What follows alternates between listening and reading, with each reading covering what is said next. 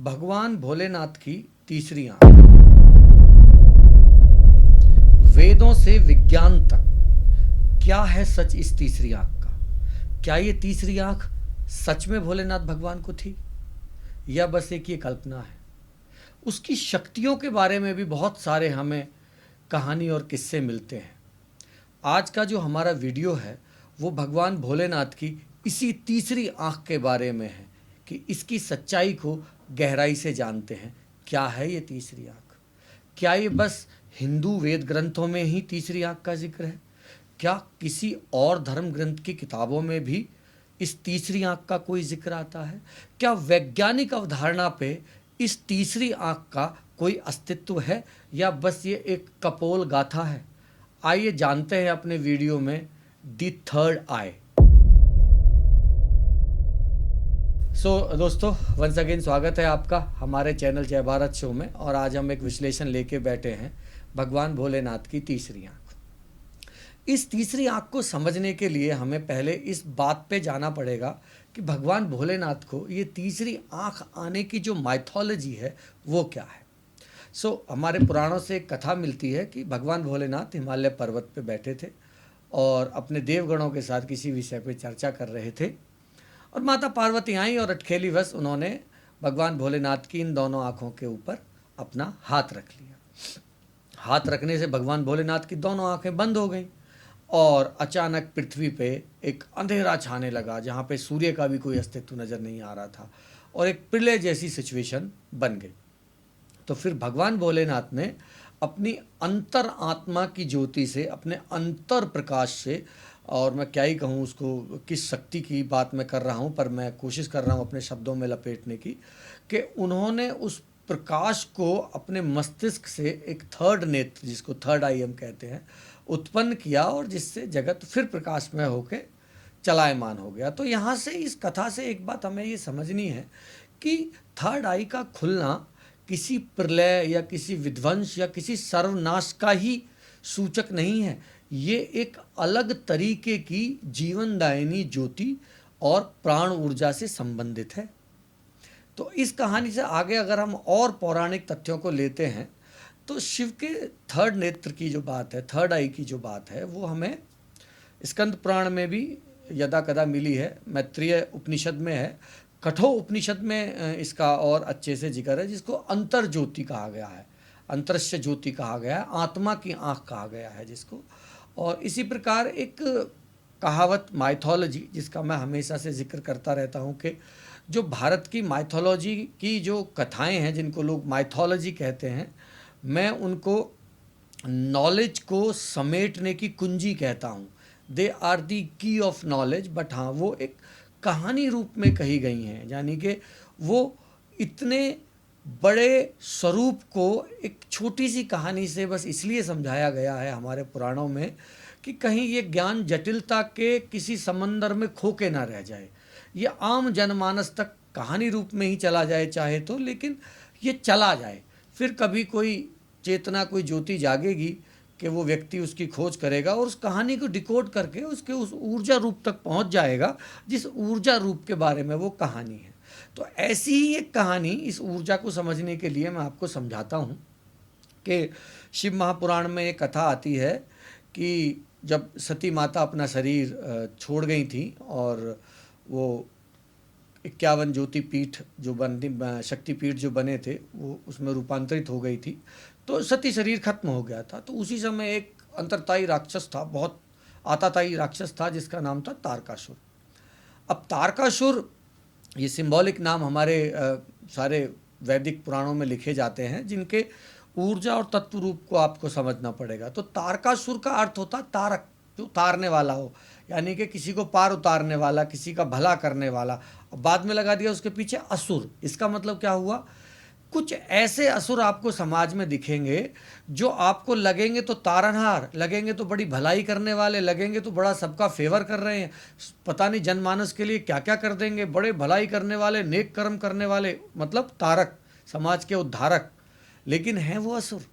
उनके पीछे वो असुरी शक्तियाँ उनके मन मानस की काम करती हैं, जिससे वो अपना लाभ, अपने परिवार का लाभ, चाहे किसी का कितना भी अनहित हो जाए, अंदर, लेकिन बाहर से वो बड़े तारक दिखाई पड़ते हैं। तो क्या ऐसी ही किसी ऊर्जा या किसी ऐसी शक्ति के बारे में है ये तारकासुर, जिसने भगवान ब्रह्मा से वरदान ले लिया था अपने तप के बाद कि कोई मेरा वध ना कर सके और मैं अमर हो जाऊं। तो यहाँ पे भगवान ब्रह्मा कहते हैं कि देखो, ऐसा वरदान अमरता का तो कोई नहीं दे सकता इस तीनों लोक में, लेकिन मैं आपको ये कहता हूँ कि आपने जो मेरी तपस्या और जितने भी आपने प्रयास किए हैं उनके तहत आपको ये वरदान मिलता है कि आपको बस शिवपुत्र ही मार सकते हैं।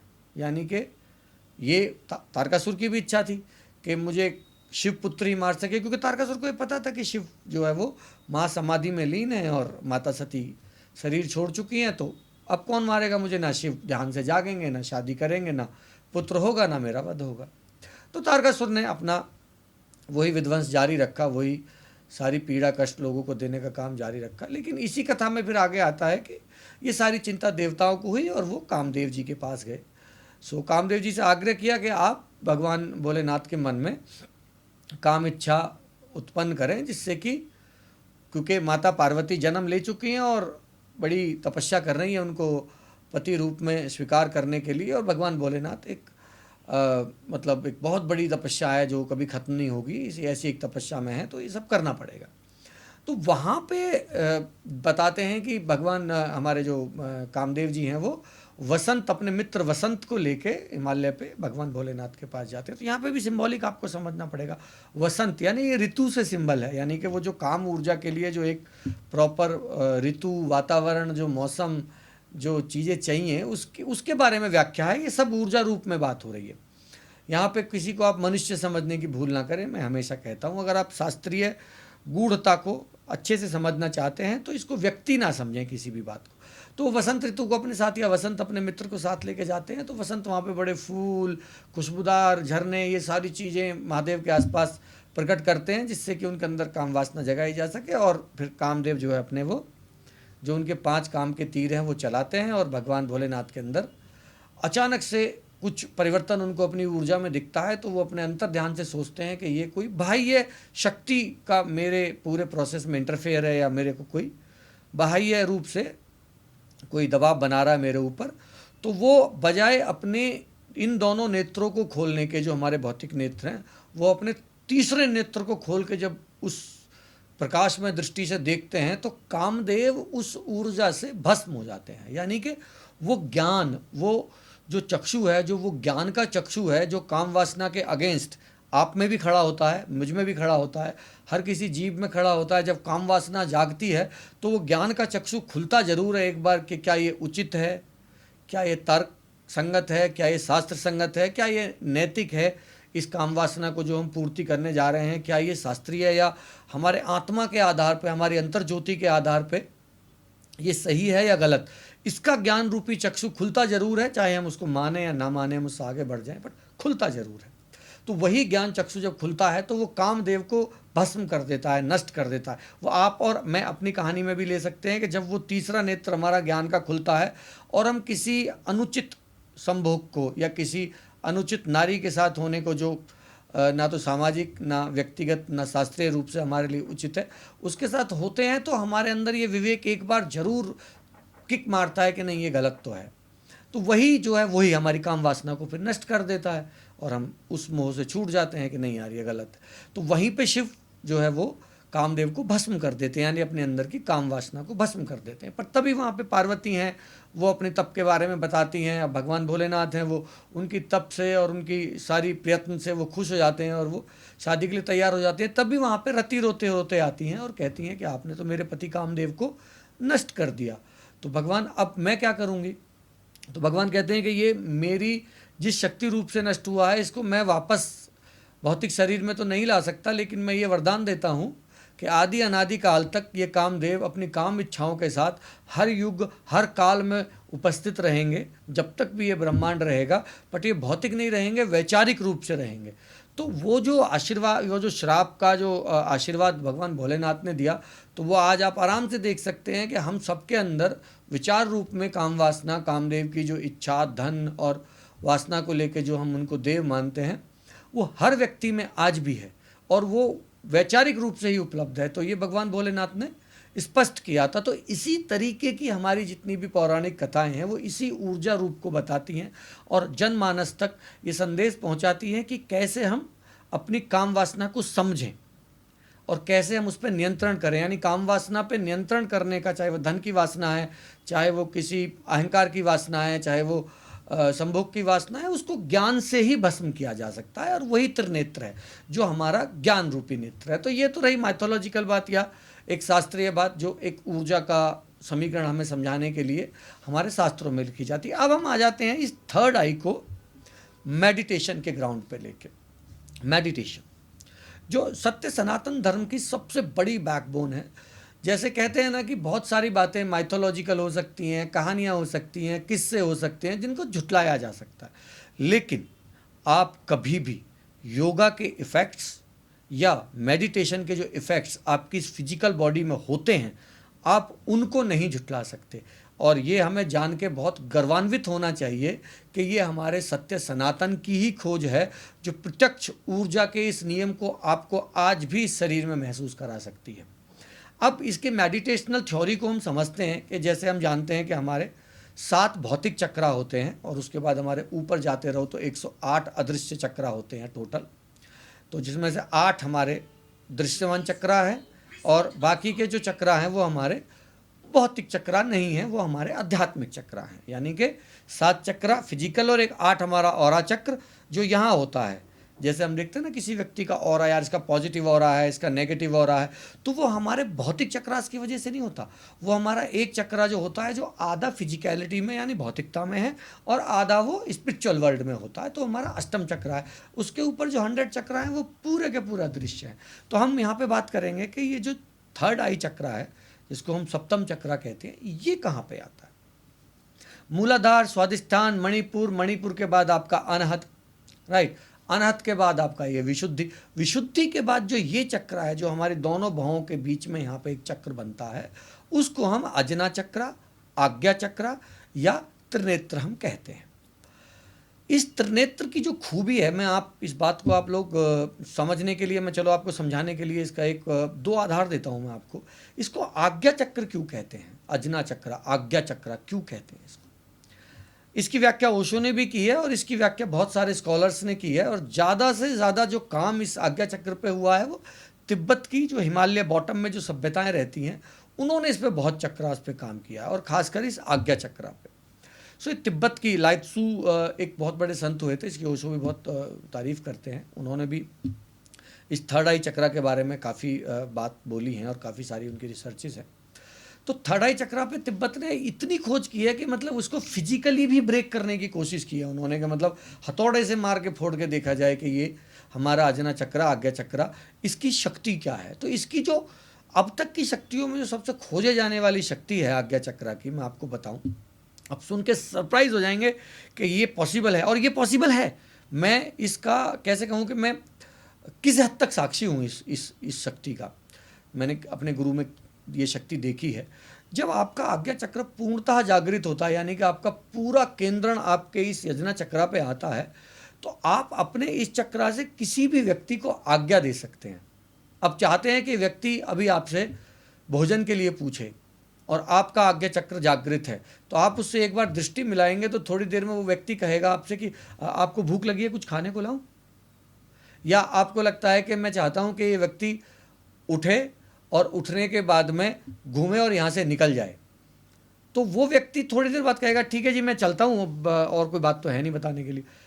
आप आज्ञा दे सकते हैं लिटरली। और इसका और आपको सरलतम प्रयोग करना हो, पर आप शर्त यही है कि साधना साधक के पास वो शक्तियाँ अर्जित होनी चाहिए। कोई व्यक्ति जा रहा है सामने सामने, आप उसके पीछे से जा रहे हैं और आप अपने आज्ञा चक्रा से अगर अपना पूरा ध्यान, जिसको मैं बोल रहा हूँ ज्योतिर्ध्यान, जिसको मैं थर्ड आई बोल रहा हूँ, उसका पूरा ध्यान आप अगर उसके यहाँ पे back side of brain, penal gland जहाँ पे होता है हमारा, वहाँ पे आप केंद्रित करके साधें और बोले कि व्यक्ति पलटे मेरी तरफ, वो व्यक्ति पलट जाएगा आपकी तरफ। और ये प्रयोग आप अपनी थर्ड चक्रा पे काम करके, मैं कह रहा हूँ 40 डेज भी काम करके उसको साध के आप ये प्रयोग करके देखिए। आप अपनी मीटिंग हो, कोई कॉर्पोरेट मीटिंग हो, कोई इंटरव्यू हो, किसी को कुछ कन्वेंस करना हो, आप उसको रेगुलेट कर सकते हैं। इतनी शक्ति है हमारे आज्ञा चक्रा की और अजना चक्रा और थर्ड आई की पॉसिबिलिटीज़ में।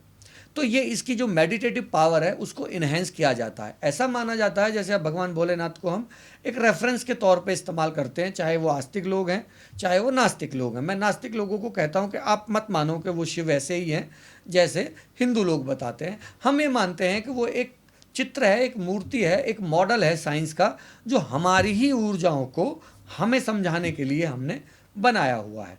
ऐसा मानते हैं एक नास्तिकता के आधार पे हम इसको फिर भी समझने की कोशिश करते हैं। जो लोग आस्तिक हैं, शिव में विश्वास रखते हैं, महादेव को मानते हैं, उनके लिए तो कोई विषय ही नहीं है, वो तो बात को बहुत सीधे सीधे समझ रहे होंगे।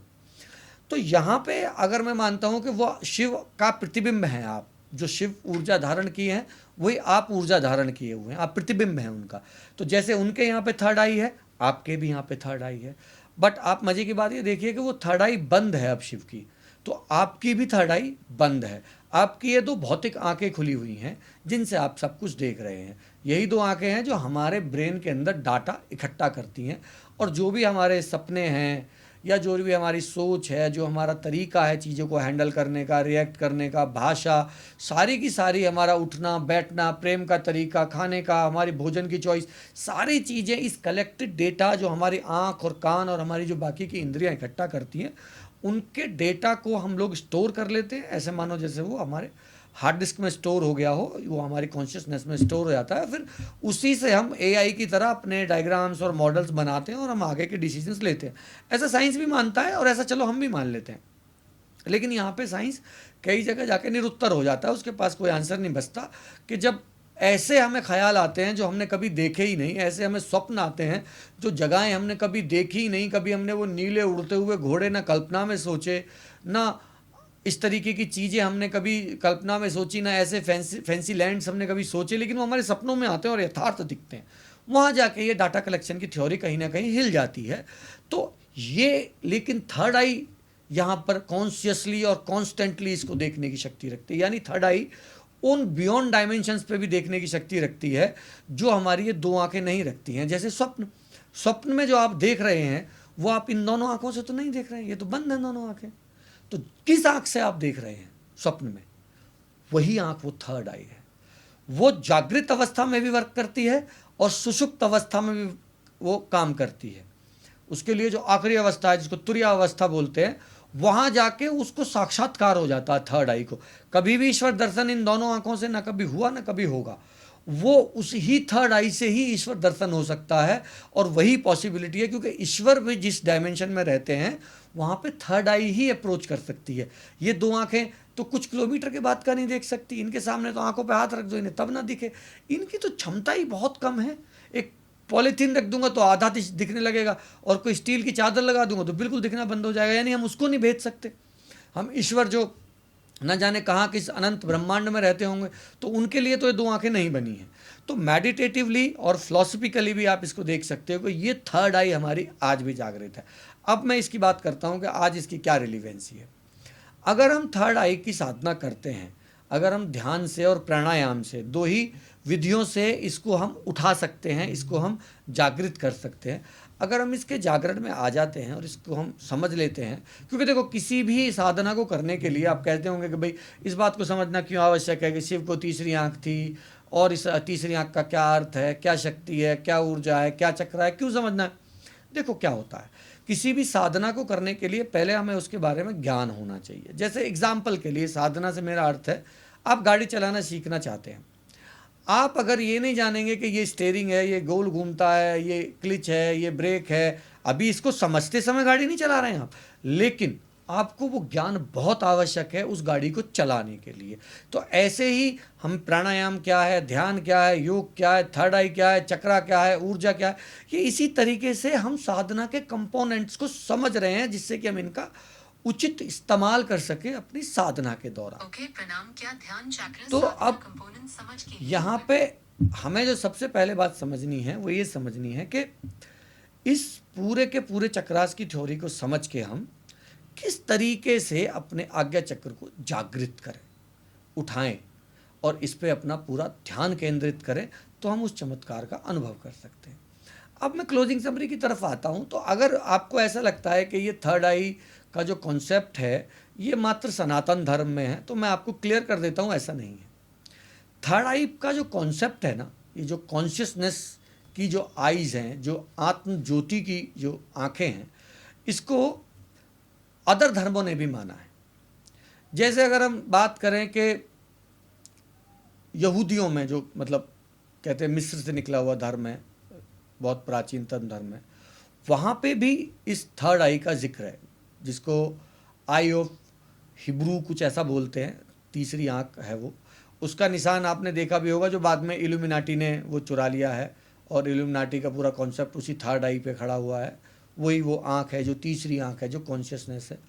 ऐसे ही आप पाओगे क्रिश्चियनिटी में, वहाँ पे भी आई ऑफ प्रोविडेंस करके एक चीज़ है जिसको बोलते हैं अंतर्ज्योति, वहाँ पे भी है आई ऑफ प्रोविडेंस। इस्लाम में भी इसको बोला गया है बसीरा, शायद बसीरा बोला गया है, जिसमें अंतर ज्योति की बात होती है ना।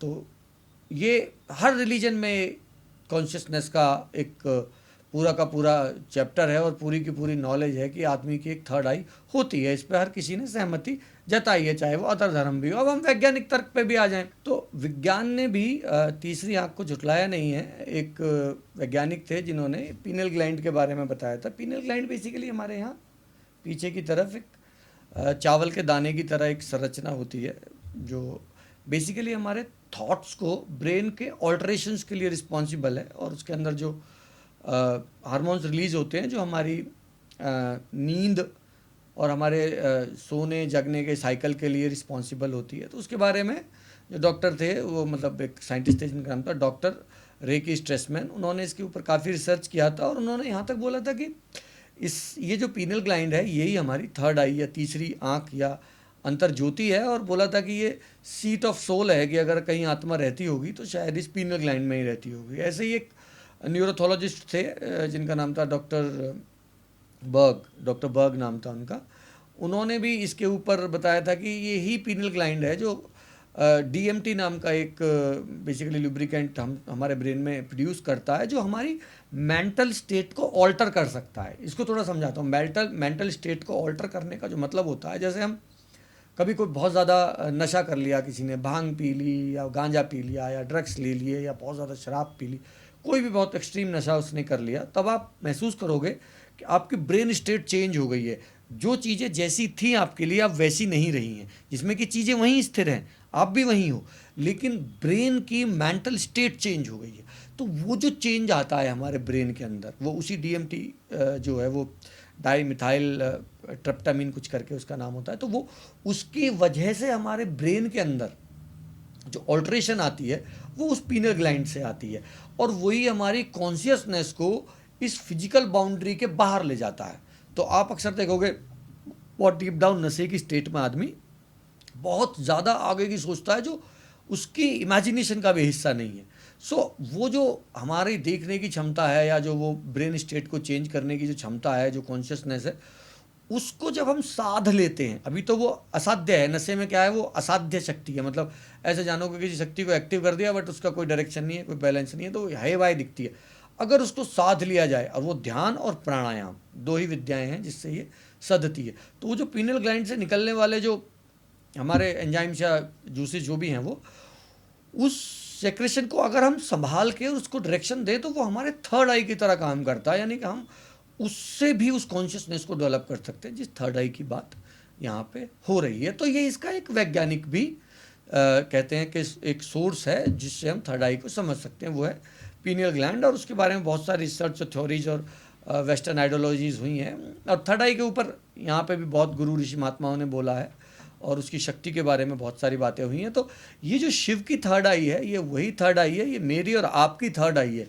शिव और भोलेनाथ तो एक, मैं मानता हूँ कि हमारे ही, मतलब हम ही उनकी ऊर्जा का एक प्रतिबिंब है, हम उन्हीं की प्रतिमा है ना। तो उससे हम उस ऊर्जा के पूरे प्रकरण को समझ सकते हैं, और शिव की थर्ड आई को समझ सकते हैं।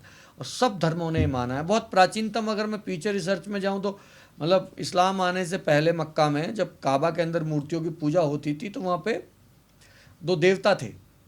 उनका आप गूगल पढ़ना, बहुत ज़्यादा डिटेल आप पढ़ना, मैं तो बताऊँगा नहीं, क्योंकि मैं और धर्मों की बहुत ज़्यादा बात करनी नहीं चाहता अपने चैनल पे, बट जस्ट फॉर डिस्कशन। वहाँ पे बाल हुब्बाल करके दो देव थे, जिनमें हुब्बाल बड़े हैं, बाल उनके प्रतिबिंब हैं ऐसे करके।